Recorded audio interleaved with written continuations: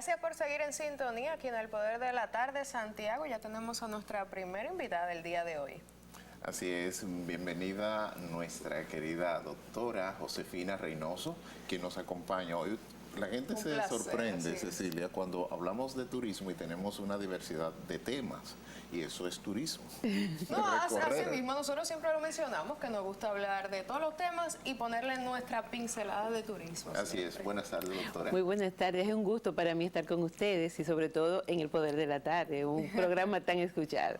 Así es, mucha gente, solo hay que abrir los teléfonos y la gente empieza a llamarnos y a preguntarnos. Y aquí vamos a ver temas de seguridad, pero antes quisiéramos conocer quién es Josefina Reynoso. Su historia, cómo llega a esta posición tan importante ahora en Funglode. Bueno, ya de hace unos años, porque estuvimos conversando. Como si nada, 20 años. Sí. Como directora de... Directora del Centro de Estudios de Seguridad y Defensa de la Fundación Global Democracia y Desarrollo. Es un centro de estudios que trabaja con análisis, investigaciones y también propuestas de políticas públicas en materia de seguridad y defensa nacional. Usted, que estudió en la universidad, ¿cómo se llega a especializar en el área de seguridad? Bueno, yo soy abogada, graduada de la Pontificia Universidad Católica Madre y Maestra. Luego me voy a la Complutense de Madrid a estudiar Derecho Internacional y Seguridad. Entonces ya ahí surge la pasión por la seguridad.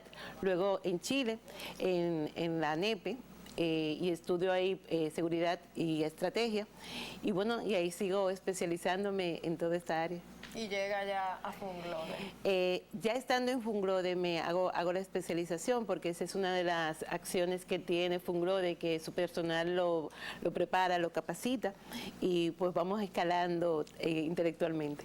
Usted que ya tiene 20 años tratando este tipo de temas y vemos que la delincuencia en República Dominicana ha pasado por muchas etapas, ¿cómo usted la caracterizaría ahora en este momento?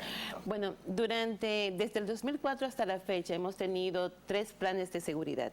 El primer plan fue el Plan de Seguridad Democrática, que inició en el 2005 hasta el 2012, luego Vivir Tranquilo, desde el 2013 hasta el 2020, y luego a partir del 2020 el proyecto de plan de seguridad que tenemos en estos momentos. El democrático es el que inició estableciéndolo desde los mismos sectores, barrios. Se llamó Plan de Seguridad Democrática. Primero, fue el primer plan que tuvimos en la República Dominicana de seguridad, y se llamó Plan de Seguridad Democrática porque estuvo muy relacionado con la comunidad. Se intervinieron un conjunto de actores que lo volvieron un plan donde ya convivía con la gente, se sintió parte de este programa y de este plan. Y tuvo una peculiaridad, que inició con un plan piloto en Capotillo y se extendió a 115 sectores y provincias, a diferentes barrios, 115 barrios en todo el país. Eso fue una gran meta. Antes de eso se decía que la policía no podía entrar al Capotillo. Yo creo que todavía se menciona un poco de eso. Sí, todavía se menciona, todavía hay muchos lugares donde la policía no puede entrar. Y es una lástima que no pudieran continuar lo que era la institucionalización de este plan, porque a raíz de salir en el 2012, en este periodo de gobierno, pues cambia y no se continúa con la institucionalidad.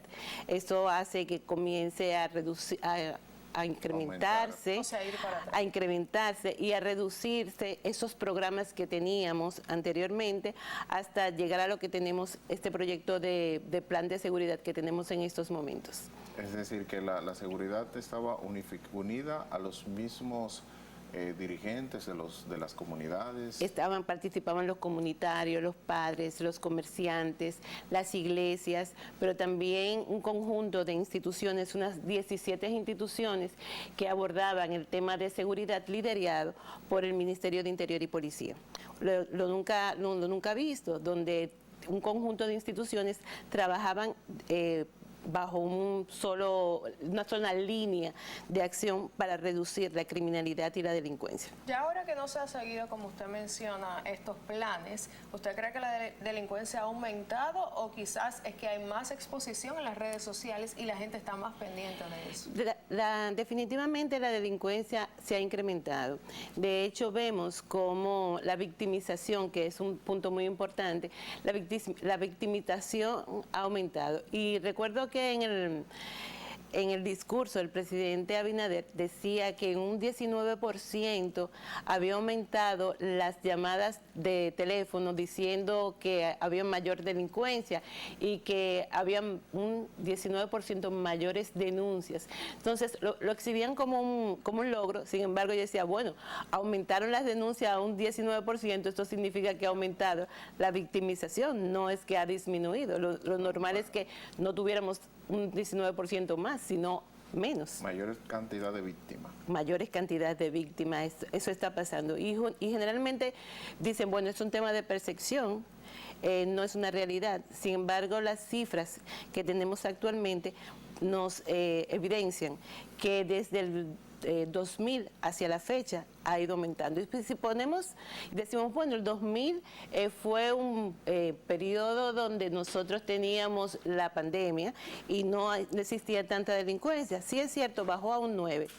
Pero comparamos con el 2019, en el 2019 la tasa de homicidio era de un 10%. En estos momentos la tasa subió a un 13%. Entonces, eso significa que hay una mayor criminalidad y una mayor delincuencia. Se habla mucho de que la solución sería pues la reforma policial. ¿Piensa usted que es así? ¿O que quizás ayude, pero no va a ser la solución del problema en sí? Esa es una pregunta que me hacen en muchas ocasiones y yo le voy a hacer una contrapregunta. ¿Ustedes creen que si se hace una reforma policial se reduciría la criminalidad en la República Dominicana? No sabemos cuál es la reforma. Bueno, es que independientemente de que si exista una reforma, eso no significa que porque no existe una reforma hay mayor criminalidad, porque quien produce la criminalidad y la delincuencia es la inequidad social, no la Policía Nacional. Me quedo con la pregunta que hacía mi compañera aquí, ¿no será que hay mayor percepción de delincuencia por las redes sociales, que antes, en el 2004, no era tan desarrollada? Entonces, ¿no será que ese incremento es porque la gente graba un video?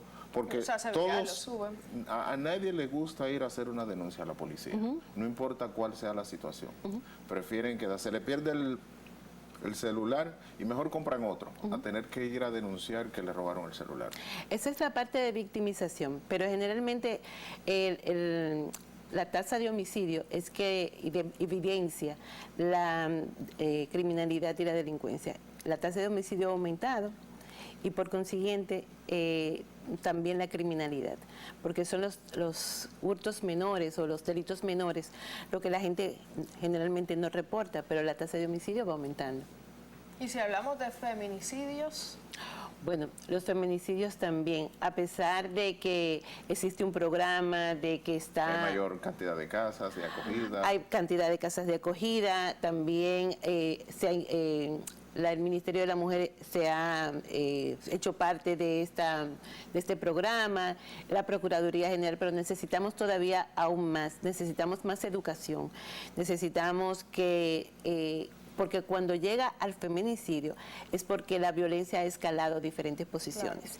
Claro. Lo primero es hablarte mal, luego un empujón, luego viene, te levanta la mano, ya cuando te viene a levantar la mano, pues de ahí puede pasar a lo que sería una golpiza o la muerte de una mujer. Teníamos a Yanet Camilo hace un tiempo aquí en una entrevista y ella agregaba que sorprendentemente el feminicidio no aumentó, sino que redujo durante la pandemia. Y se esperaba que iba a aumentar porque la gente iba a estar en roce constante y fue todo lo contrario.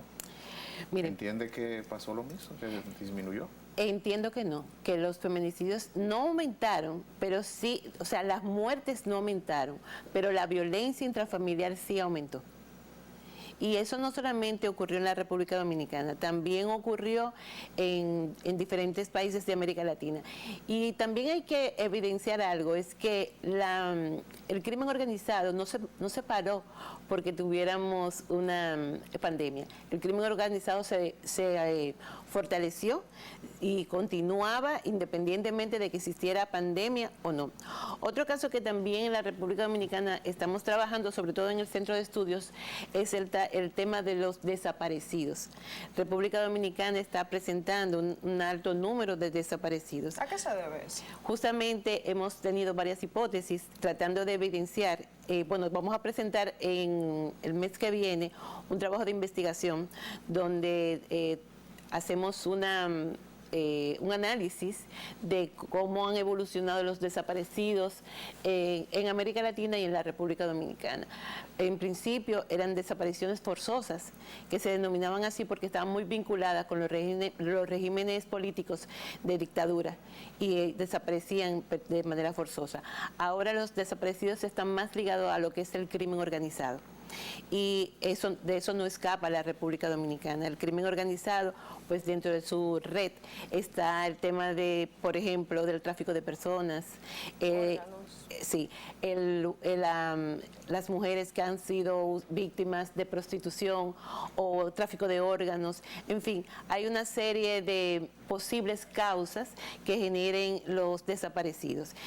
Justamente los vamos a invitar cuando pongamos a circular esta investigación para que tengan el conocimiento y den a conocer, pues no solamente las causas de por qué ocurre, sino cómo también nuestras propuestas para que los desaparecidos en República Dominicana disminuyan y también las recomendaciones que le hacemos a las autoridades con la finalidad de que los procesos sean más cortos, porque las primeras 48 horas, las primeras 24 horas son fundamentales cuando una persona desaparece. Ahí también vamos a presentar, por ejemplo, cuáles son las personas que más desaparecen, hombres o mujeres, las edades, los lugares donde desaparecen. Una investigación bastante interesante. Me interesa mucho, Santiago, ese tema. Sí, sobre todo porque me llama la atención y que en la mayoría de casos últimos han sido hombres. Pero me llama más la atención que están apareciendo. Es decir, en los últimos casos que hemos visto desaparecidos, creo que fue ayer que vi un caso de uno que apareció, pero no aparecen porque la policía los encuentra, sino aparecen de repente.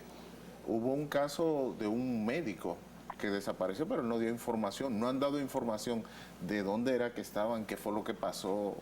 ¿Qué pasa con eso? Pero usted, perdón que le interrumpa, ahí volvemos al tema de la reforma policial. No sé si haciendo ese tipo de reforma quizás se cree un plan donde sea más efectivo, más corto, como usted mencionó, esas 48 horas son muy importantes. Entonces quizás con esas reformas se creen muchos planes, muchas estrategias que ahora no están. Bueno, la reforma policial se ha enfocado específicamente en la parte educativa, que es fundamental para la prevención.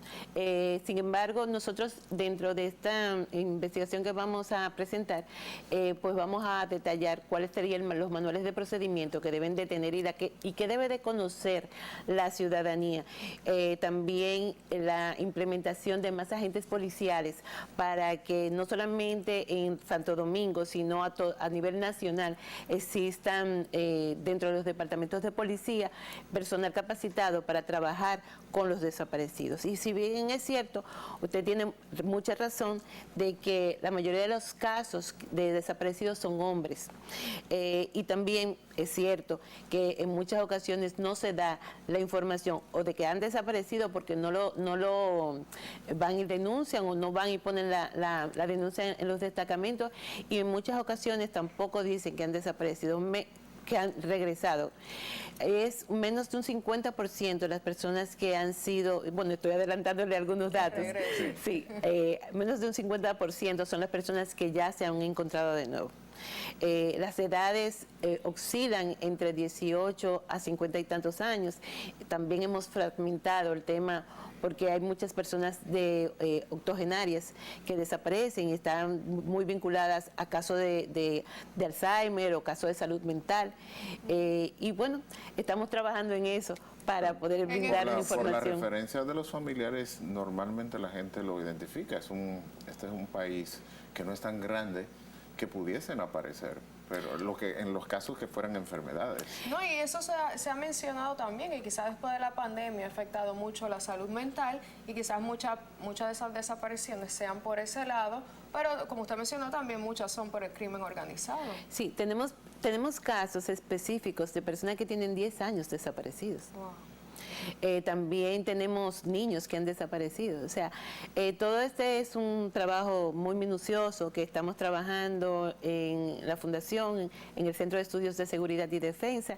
Y también, por ejemplo, tenemos otro tema que es el tema de los accidentes de tránsito o siniestros viales, que hay una gran cantidad de jóvenes que pierden la vida y también en este caso la mayoría son hombres, jóvenes entre los 18 años y los 35 años que pierden la vida en accidentes de tránsito o siniestros viales. En Estados Unidos y Europa se habla mucho de la seguridad de las personas, pero ese hablar no es solamente sobre atracos o sobre temas de muerte, sino aquí sobre todo llama la atención, pero no se habla de eso. El que usted camine por las aceras, una persona no vidente, caminando por las aceras, pero en las aceras hay hoyos no hay espacio, que lo sorprenden. En el tema todavía está el Parquéate Bien ahora, que está tratando de evitar que la gente en sectores que pienso que va un poco lento, debería ir más rápido porque ya hicieron el piloto en la calle, en el sector, está en el Naco ahora. Está en el Naco ahora. Pero debería ser mucho más rápido porque ya el piloto lo probaron pero entonces el tema de la seguridad, que no es solo el que te roben un celular, que te lleven la cartera, que no es solamente esa la seguridad. Justamente el Centro de Estudios de Seguridad y Defensa, CESEDE, está tratando de presentar una nueva visión de la seguridad. La seguridad es transversal y otro de los temas que nosotros estamos abordando es el tema de la seguridad escolar. Cuando hablamos de seguridad escolar, pues nos referimos a 3 puntos importantes, lo que es la seguridad estructural, la seguridad perimetral y la seguridad interna dentro de las aulas. Hemos visto cómo recientemente hemos encontrado que han ocurrido muchos hechos en temas de seguridad escolar y recientemente en las redes sociales pues se puede ver cómo han aumentado la violencia en las escuelas. Entonces exhortamos y estamos trabajando justamente para eso, para que podamos trabajar una seguridad integral escolar. Y cuando me refiero a seguridad integral escolar, me refiero a que debemos de trabajar con las estructuras. República Dominicana y todo el mundo está sufriendo sismos. Nosotros debemos identificar cómo no están las estructuras de las escuelas. Debemos identificar cuáles son los planes de evacuación que deben de tener en las escuelas y si los estudiantes y los docentes conocen esos planes, no solamente en sismos, sino también contra incendios. Tenemos una jornada extendida y ¿por qué no trabajamos lo que serían los operativos para enseñar no solamente en las escuelas, sino que los jóvenes puedan llevarse esta información a las casas para que identifiquen cuáles son las mejores rutas de evacuación, porque en cualquier momento podemos tener un sismo en la República Dominicana. Y cuesta pensar, recientemente hubo un derrumbe de una tienda en La Vega. Sí, así es. Y a mí me cuesta pensar que fueron 2 personas las que estaban atrapadas y una murió. Pero aún así escucharon las voces de la persona y aún así la persona murió. Pensar en un sismo como la magnitud de lo que se han visto en otros países recientemente, pensar en un sismo en República Dominicana, cuesta. Sí. ¿Estamos preparados para...? Yo diría que no. No estamos preparados. No estamos ¿Qué preparados. necesitamos? Sí, en estos momentos, mirando aquí el espacio para ponerlo de ejemplo, nosotros no sabemos qué vamos a hacer en caso de que ocurra un sismo. En esos momentos aquí, ¿hacia dónde vamos?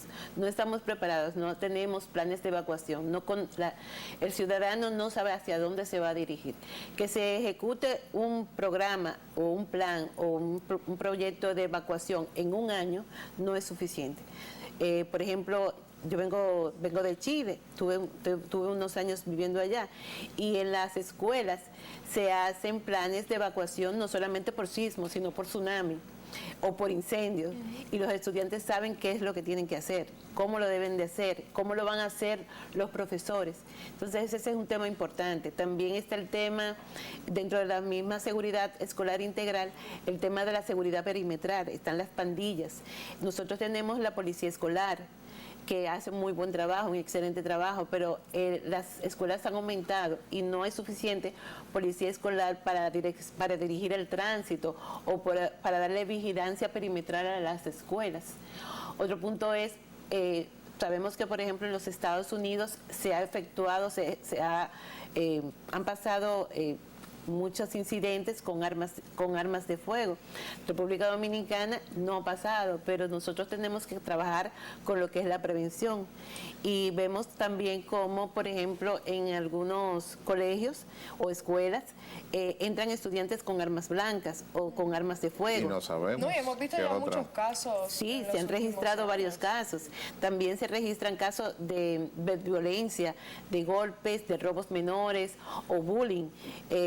Y acoso sexual. Entonces, creo que es importante que en nuestras escuelas exista una seguridad integral escolar para que podamos reducir pues, todos esos riesgos que tienen nuestros hijos. Vamos a poner los teléfonos, Santiago, ahí para ver si las personas tienen alguna pregunta y le quieren hacer a la doctora. Hablando de todos esos planes que hay, tanto en el tema de sismos como en el tema de la seguridad escolar, ¿por qué no se llevan a cabo? ¿No se le da la importancia que se le tiene que dar, por lo menos en este periodo que estamos pasando?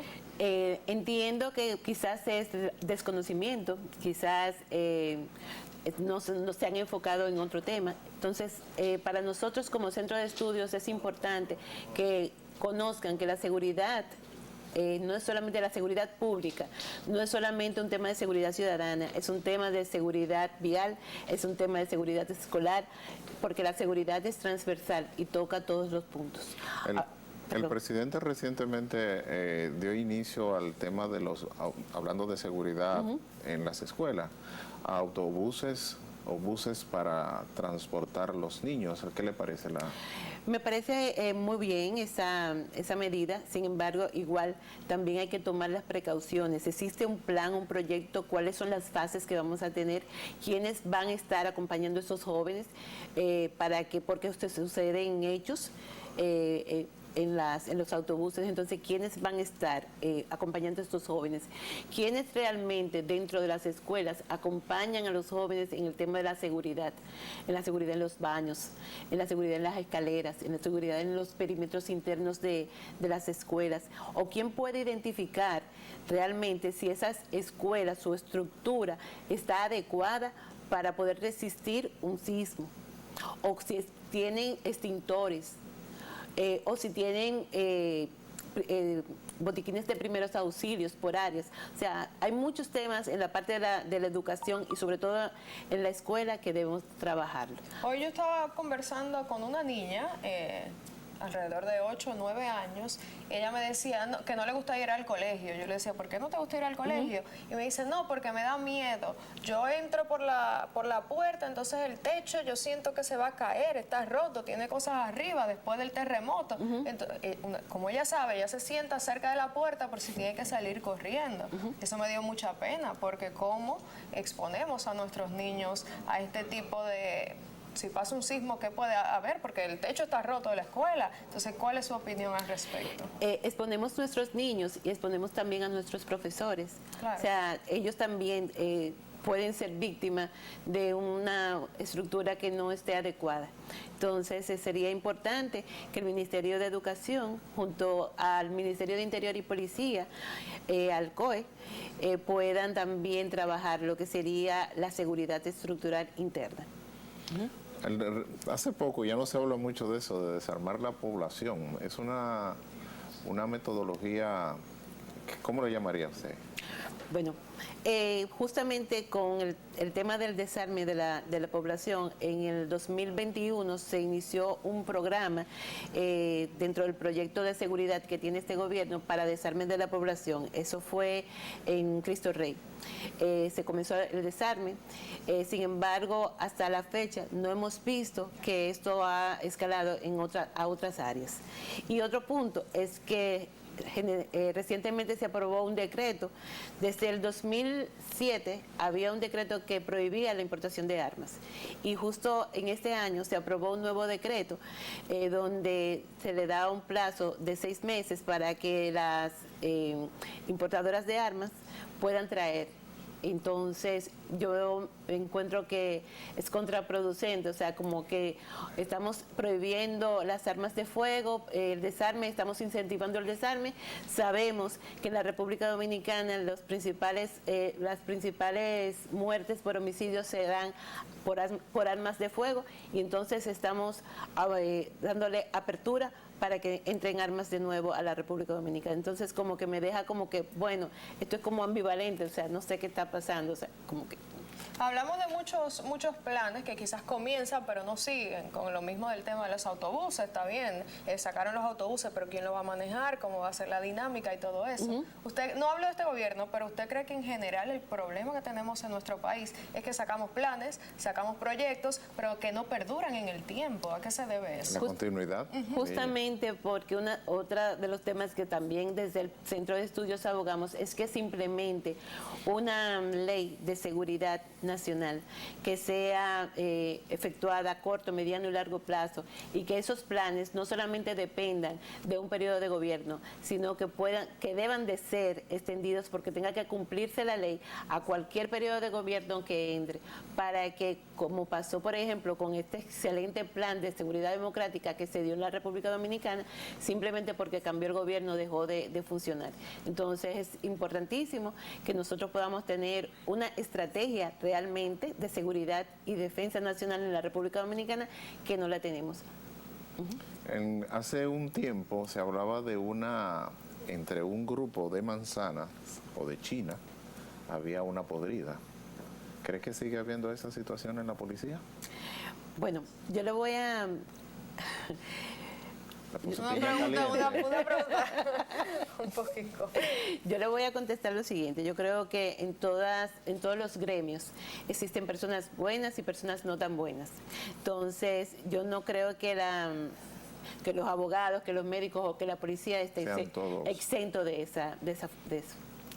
Esa es mi respuesta. ¿Usted cree que una reforma también del Código Penal beneficiaría el tema de seguridad aquí en la República Sí, Dominicana? por supuesto que sí. Hay que reformar nuestro Código Penal. Entiendo que es un código que ya es muy viejo y que debe de adaptarse a la realidad de la República Dominicana.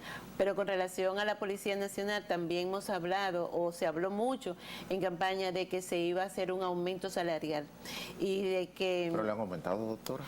Se dijo que se iba a aumentar en el momento que se iniciara el plan de la reforma. El plan de seguridad. Okay. Y que inmediatamente iniciara el periodo de gobierno. A estos momentos tenemos solamente un 80% aplicado.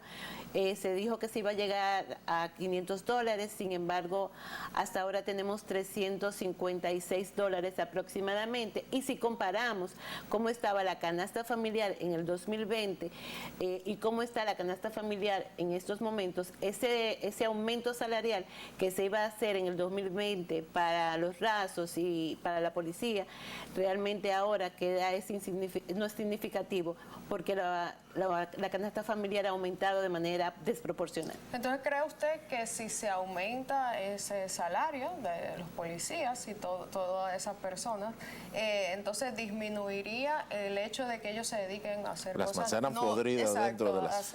buscar el dinero por otro sitio?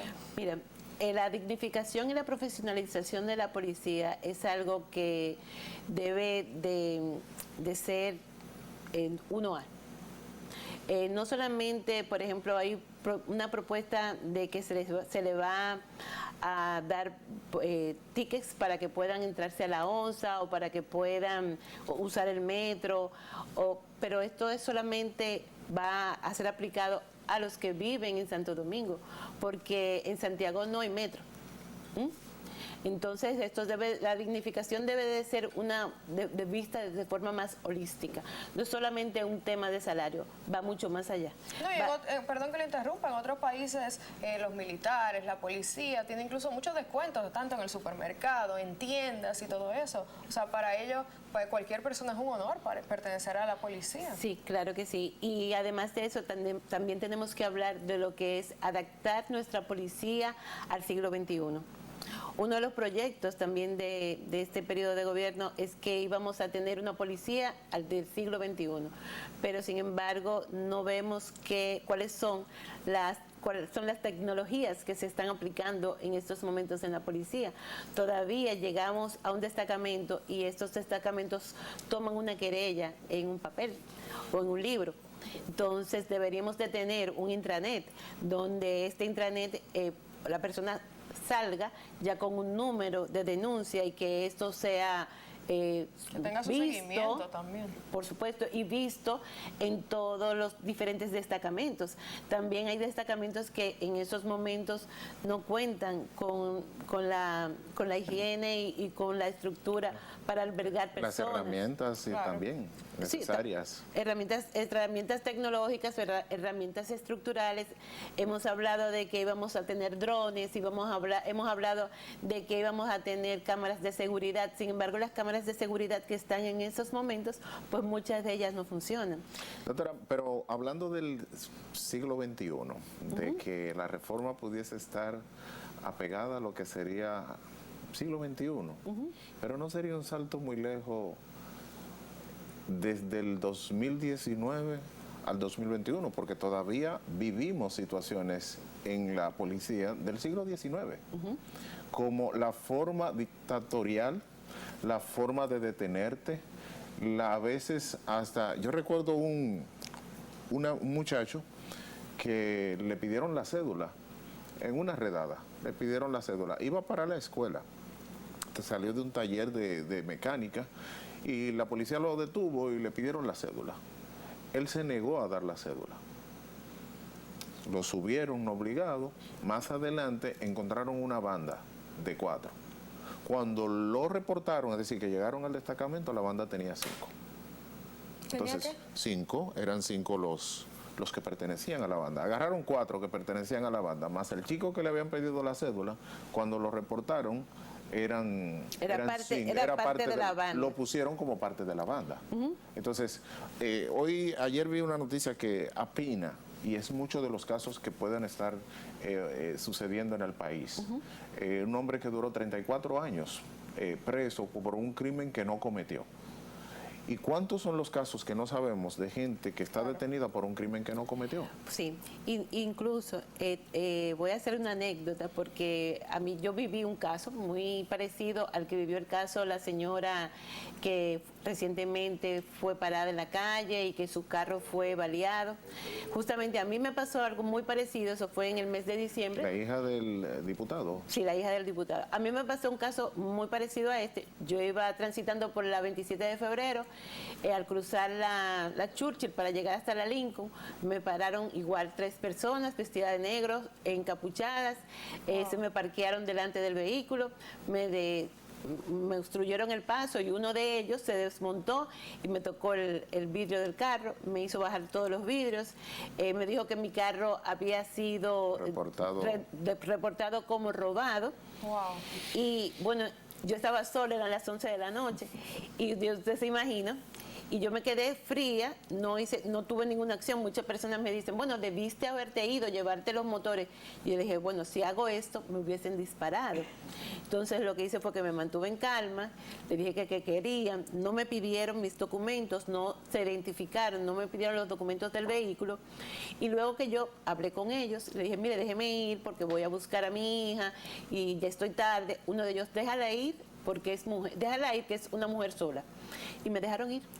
¿Eran policías entonces? Eran policías, pero ya tú no sabes qué pensar. No, a esa hora y de la forma que la detuvieron. Pero estaban con máscaras, pasamontañas. Entonces, cualquiera a esa hora, vestido de negro, tú no sabes si son policías o no son, porque tampoco se identifican. Claro. Entonces a mí me pasó un caso, a esa señora le pasó otro, pero ¿cuántos casos pasan que no son reportados? Sí, no, el mismo tema también de los pastores que lo pararon y al final... Y la chica que venía que mató al policía, el famoso caso de Entonces hay que manejar la forma, hay que manejar cuáles son los procedimientos, eso es importantísimo. Entonces la capacitación es básica. Pero es que todavía estamos en el 19 y es un salto. Tenemos que caminar hacia eso, tenemos que definir cuál es el perfil de la policía que nosotros queremos, tenemos que definir cuál es el plan de seguridad que vamos a tener a corto, mediano y largo plazo, pero también tenemos que saber cuál es la inversión que nosotros vamos a hacer en la policía.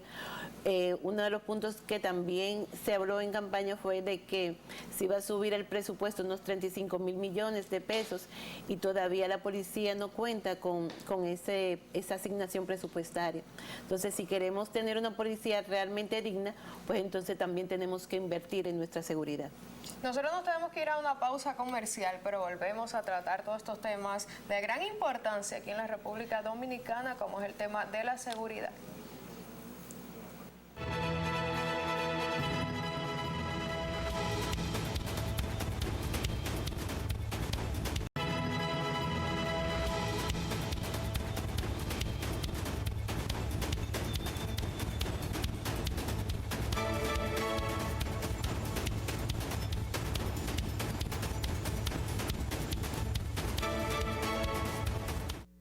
Seguimos aquí en Miércoles de Turismo, seguimos conversando con la doctora Reynoso, experta en los temas de seguridad. Y hay un tema que estábamos hablando antes de irnos a la pausa, y era el tema de los homicidios.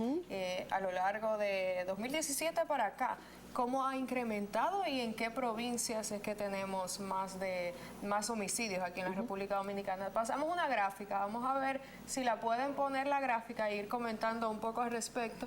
¿Y por qué casualmente hay más homicidios en la Gran capital? Santo Domingo. Así es.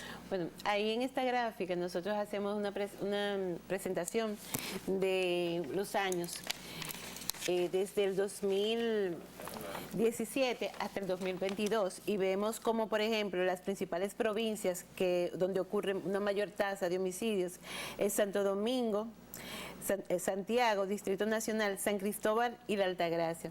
Esas son las provincias que presentan un mayor número de muertes en la República Dominicana. ¿Y la que menos? Y las que menos están San José de Ocoa, Santiago Rodríguez, Pedernales e Independencia. Nos mudamos para allá. No, hay que mudarnos para... ¿A qué se debe eso, doctora? Bueno, uno de los puntos que se destaca es que para poder aplicar políticas públicas es importante tener un análisis de las estadísticas. Nosotros generalmente opinamos que debemos de tener observatorios regionales. Tenemos en la República Dominicana un solo observatorio que es ahora llamado un área de análisis y de investigación. Este observatorio no emite de manera continua lo que son los boletines. Estos boletines ayudan a lo que es la preparación de análisis y de propuestas de políticas públicas para identificar cuáles son los factores que generan la criminalidad y la delincuencia dependiendo de la zona. Es importante identificar cuáles son los factores porque los factores que generan la criminalidad en Santo Domingo no son necesariamente los mismos factores que los generan en la provincia de Altagracia. Por consiguiente, es importante que a través del Estado pues se incrementen lo que son los observatorios regionales. Los factores van a ser variados, pero estas son las provincias que desde el 2017 hasta la fecha han mantenido un índice muy alto de homicidio. Entonces es bueno destacar esto. Los deportados ¿son causa de la criminalidad en el país? En algunas ocasiones no podemos decir que el 100% de esos deportados vuelven a delinquir en la República Dominicana. Pero porque se le da seguimiento. La Policía Nacional le da seguimiento, sí.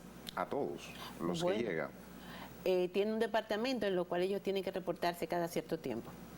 Usted, bueno, fuera de cámara estuvimos conversando un poco sobre quizás otras opciones, más recursos que la gente pueda en los barrios principalmente, no sé, los niños, más canchas. Estuvimos hablando del tema de Brasil, que es un país muchísimo más grande. Es cierto que tiene mucha criminalidad allá también, pero se invierte en mucho deporte. La gente va a cualquier playa, a cualquier calle, están jugando los niños. Quizás la situación económica es difícil en todo el mundo, pero ¿usted cree que si se invierten en otras áreas pudiera reducir lo que es la criminalidad aquí en la República Dominicana? Por supuesto que sí. Cuando se crea un plan o una estrategia de seguridad en un país, debe tomarse los diferentes factores que generan la criminalidad, y el principal de esto es la inequidad social. Cuando existe inequidad social, entonces no hay empleo, no hay salud adecuada, no hay una buena alimentación, no hay un espacio para cultura. Entonces, por ejemplo, el plan de seguridad democrática estaba integrado por diferentes ministerios. Dentro de ese ministerio estaba el Ministerio de Educación, el Ministerio de Cultura, el Ministerio de Salud, que junto con el Ministerio de Interior y Policía creaban diferentes proyectos. Este plan se conoce generalmente por Mi Barrio Seguro, pero tenían otros planes, como estaba, por ejemplo, el COBA. En este plan se generó también el 911, se generó también el Observatorio de Seguridad. Y bueno, en el plan que tenemos en estos momentos, pues escuchamos solamente hablar de reforma policial, pero la reforma policial es un ingrediente, es un factor. Tenemos que hablar también de policía, tenemos que hablar de justicia, pero también tenemos que hablar de comunitarios, porque en ocasiones las personas o los gobiernos van a llevar propuestas cuando lo que necesita el comunitario es que le arreglen la cancha, cuando lo que necesita el comunitario es que los clubes que existían anteriormente trabajen de nuevo con lo que es la cultura de la República Dominicana, dar a conocer lo que son esos bailes tradicionales o lo que es la parte del teatro. Entonces hay que volver otra vez a fomentar lo que es la cultura dentro de nuestros barrios y sobre todo dentro de las familias, fomentar lo que son los valores sociales y morales. Así es, y esperamos que así sea, Santiago.